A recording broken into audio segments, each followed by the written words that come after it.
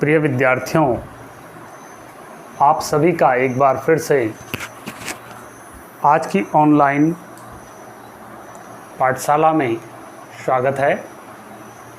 और आज हम आपको एक नया टॉपिक जो कि आप अपने स्क्रीन पे देख रहे होंगे, इस पर जानकारी देने का प्रयास करेंगे। हमने आपको स्वप्रेरण बताया। जब किसी कुंडली में बहने वाली धारा के मान में हम परिवर्तन करते हैं तो उस कुंडली में एक मुख्य धारा के अतिरिक्त एक प्रेरित धारा उत्पन्न हो जाती थी। और इस प्रेरित धारा की दिशा ऐसी होती है कि ये मुख्य धारा के परिवर्तन का विरोध करती। आपने देखा होगा कि अगर मुख्य धारा को बढ़ा रहे हैं तो प्रेरित धारा मुख्य धारा के विपरीत दिशा में बहती थी, और यदि प्रेरित मुख्य धारा को घटा रहे हैं तो प्रेरित धारा मुख्य धारा की दिशा में बहती, ताकि उसके घटने का विरोध कर सके। तो इस कारण से हमारी जो मुख्य धारा होती है किसी भी वैद्युत परिपथ में, इस प्रेरित धारा के प्रभाव के कारण अपने स्थायी मान पर पहुंचने के लिए समय लेती है, जो कि एक प्रकार से किसी भी परिपथ में दोष उत्पन्न हो जाता है। देखिए, ऐसे ही हमारे पास दो मैंने यहाँ पर ये परिपथ बना रखे हैं, दो एक चित्र बना रखे हैं। एक ये वाला चित्र है और एक ये चित्र है। दो चित्र आप देख रहे होंगे, और इन दो चित्रों में देखिए, पहला जो चित्र है, देखिए आप विगत वर्षों की बोर्ड परीक्षा में बार बार पूछे जाते हैं, इसलिए मैंने सोचा कि इसको भी आपसे शेयर करना चाहिए और इस पे भी वीडियो बनानी है। तो पहला है कि प्रेरित प्रतिरोध बॉक्स की कुंडली में जो तार लगे होते हैं वो दोहरे बनाए जाते हैं। प्रतिरोध बॉक्स की कुंडली में तार दोहरा करके बनाए जाते हैं। देखिए, इसको समझते हैं, पहले इसको समझते हैं। देखिए, रेजिस्टेंस बॉक्स किसी भी वैद्युत परिपथ में कितनी यूनिट का, कितने ओम का हमने प्रतिरोध लगाना है, उसके लिए हमारे पास जो उपकरण होता है, हमारी प्रयोगशाला में होता है, वो होता है प्रतिरोध बॉक्स। आपने देखा होगा प्रतिरोध बॉक्स। और उस प्रतिरोध बॉक्स की अगर हम कुंडली देखें नीचे से, जो अंदर से उसका डिजाइन होता है, वो दोहरे तार को लपेट करके, उसमें दो दो तार करके जो है लपेटे हुए होते हैं। तो ऐसा क्यों होता है? देखिए, क्या होता है कि जब हम प्रतिरोध बॉक्स की कुंडली को अंदर से देखें तो दोहरे तार की बनी होती है। होता क्या है कि जब इस प्रतिरोध बॉक्स की ये जो कुंडली है और उसमें एक तार का जो फेरा है, तो उसमें बहने वाली धारा एक दिशा में बहेगी, और दूसरा तार जो है, जैसे यहाँ से जो तार ये लपेट रखा होगा, इसमें धारा की दिशा आप तीर के चिन्ह में देख रहे होंगे, ऐसे बह रही होगी इधर को। लेकिन इस वाले तार में विद्युत धारा की जो दिशा होगी, क्योंकि लास्ट में जब लौट करके ऊपर आएगी तो विपरीत दिशा में होगी, जिस कारण से इसमें जो बहने वाली धारा है, इन दो तारों में जो बहने वाली धारा है, दोनों की दिशा एक दूसरे के विपरीत हो गए।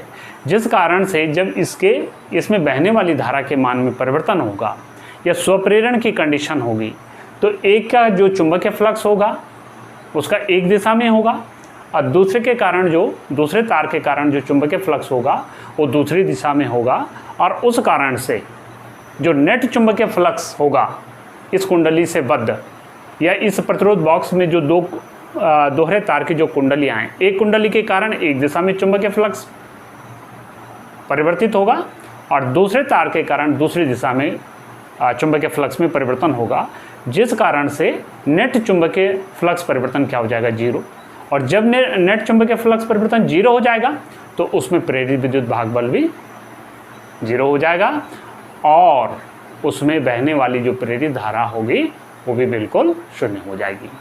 और हमारी जो मुख्य धारा है उसे अपने स्थायी मान पर या उसे जो है एक्चुअल जो उसके मान है 0 से लेकर के लास्ट तक जो उच्चतम मान उसका है वहाँ तक पहुँचने में कोई भी बाधा उत्पन्न नहीं होगी। यानी कुंडली का ये प्रतिरोध बॉक्स का जो एक प्रकार से धारा के मार्ग में बाधा होगी वो नहीं हो पाएगी।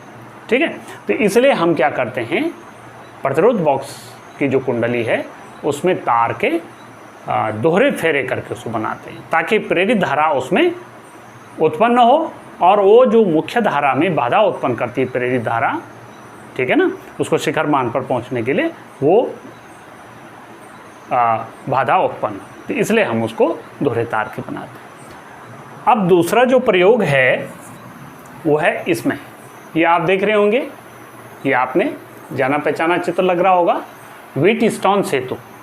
और देखिए व्हीटस्टोन सेतु में भी देखिए हम क्या बोलते हैं कि साहब व्हीटस्टोन सेतु को संतुलित करना है, P/Q = R/S होता है।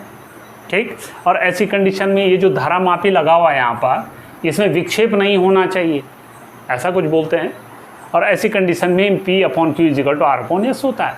आप सब जानते हैं P और Q को अनुपाती प्रतिरोध कहते हैं, R को ज्ञात प्रतिरोध कहते हैं और S को अज्ञात प्रतिरोध, यानी जिस तार का हमें प्रतिरोध निकालना होता है उसको बोलते हैं S। लेकिन इससे पूर्व क्या होता है, एक चीज़ आपने नोटिस करी होगी, वहाँ पर हम बोलते थे कि साहब पहले कुंजी K1 को दबाना है और तब जाकर के कुंजी K2 को दबाना है।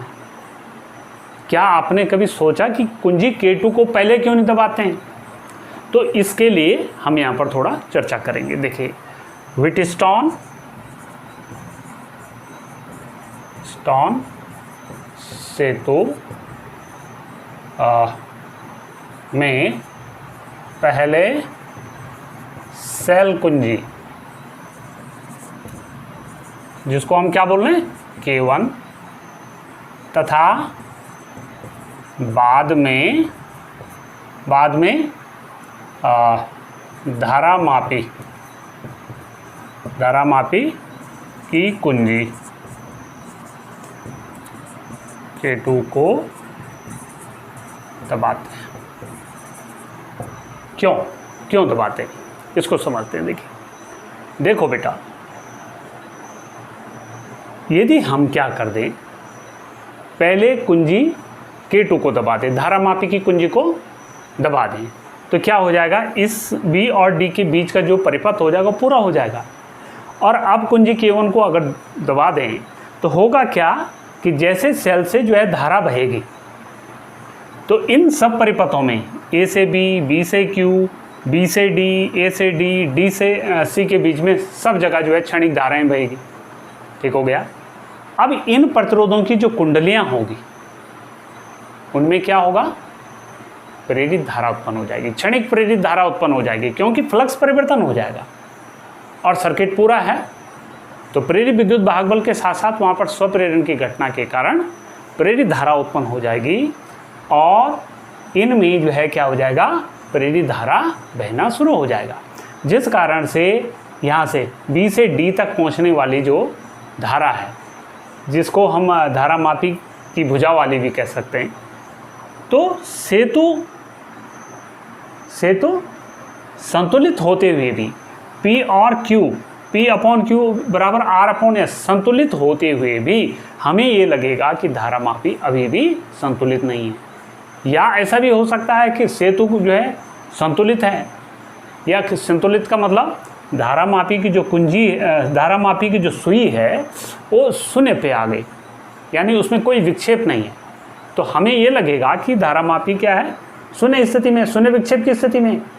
तो इसका मतलब हमारा सेतु क्या है, संतुलन की स्थिति में, यानी P/Q = R/S है उस समय, लेकिन वास्तव में सेतु संतुलित नहीं होगा। ठीक है, ये हमें खाली जो है ऐसा आभास होता है, ठीक, जबकि हमारा सेतु संतुलित नहीं, क्योंकि प्रेरित धारा ने मुख्य धारा को अपने स्थायी मान में पहुंचने में बाधा उत्पन्न कर रखी। तो इसलिए हम क्या करते हैं, ऐसी त्रुटि से बचने के लिए कि हमारे प्रयोग में ऐसी त्रुटि ना हो, जब हम किसी तार का प्रतिरोध नाप रहे हैं तो ऐसी कंडीशन में हमें क्या करना, पहले कुंजी K1 को दबाना है और तब जा कर के हमने कुंजी K2 को दबाना। ठीक है, तो ऐसी स्थिति से क्या हो जाएगा, इनमें क्षणिक जो प्रेरित धारा होगी वो उत्पन्न नहीं होगी, और जो ये I धारा है इसको अपने स्थायी मान पे पहुंचने के लिए, या जो उच्चतम जो मान होगा इसका, वहाँ तक पहुँचने के लिए इसे कोई बाधा का सामना नहीं करना पड़ेगा, और हमारा सेतु संतुलित जब होगा तो संतुलन की स्थिति में ही धारा मापी में विक्षेप शून्य आएगा। तो इसलिए हम क्या करते हैं, बोलते हैं कि कुंजी K1 को पहले दबाना है और धारा मापी की कुंजी K2 को बाद में दबाना है। ठीक है, तो मुझे लगता है कि इन दोनों चर्चाओं से आप समझ गए होंगे कि मैं क्या समझाना चाह रहा था। तो वीडियो को बार बार रिपीट कीजिए, तो मुझे लगता है आप इस बात से अच्छे ढंग से समझ जाएंगे। ठीक है, फिर मिलते हैं अगली वीडियो के साथ, तब तक के लिए आप सभी का धन्यवाद।